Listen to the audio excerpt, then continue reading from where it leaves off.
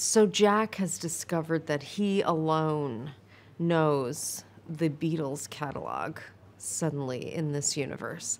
And he passes the songs off as his own. No one is aware of this, of course, except for he himself. And so Deborah believes that these are his songs, and he has, by himself, produced the greatest compilation of music ever produced. And she sees dollar signs, and she knows just what a boon he is, and she tries to milk him for all he's worth. My agent sent me the script and said, there's a part, it's an agent. I said, yes. I always wanted to play an agent.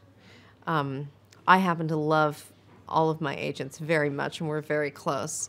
But I find it a fascinating job. And I read the script, and I thought, oh my God, this is the greatest script I've ever read. And I still believe that it is the greatest script I ever read. Who wrote this? Oh, sure, it's Richard Curtis. Who's directing it? Oh, sure, it's Danny Boyle, you know. And then I was clawing at the opportunity. I made a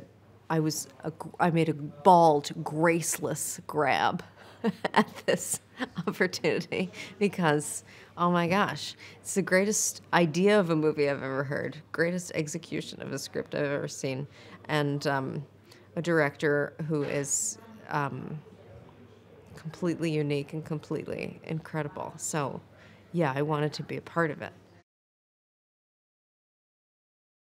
In this film, an ordinary man who has been a struggling musician for his adult life discovers suddenly that he's the only person in the world who knows the entire Beatles catalog. And as fate would have it, begins to play these songs because they deserve to be played.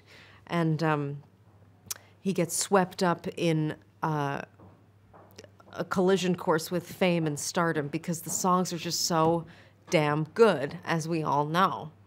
And for me, as a lifelong, insane, diehard Beatles fan, I think it's a very poignant notion that the world would be a poorer place without these pieces of art. And there are so few pieces of art that you can say that of.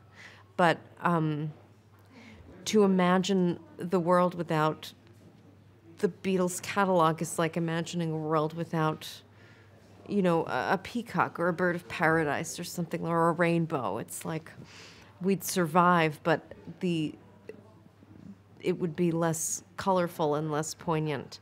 And I think there's something so beautiful about that. Richard Curtis has become one of my favorite people in the whole world, and he's so funny and like really, really funny.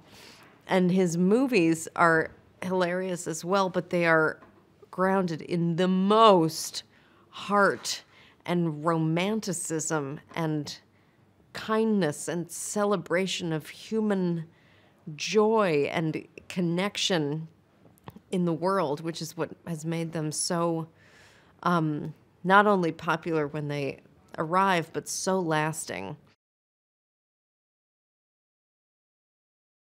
Danny Boyle has also made some of my favorite movies and is one of the most intense, passionate, brilliant guys I've ever seen. And the way that he chooses to shoot something and set up the angles of the cameras is sort of like the last thing you'd think of, and it's the best thing that could be thought of. The way that the movies are so visual, and he's developed this like visual language that just like ratchets up the story so much. He's not just pointing, you know, cross-shooting some dialogue and doing a wide shot. It's this amazing way of seeing the scene and seeing the world that I think adds a whole other dimension to the story and so augments it. And it's just it's such an exciting pairing of the two of them.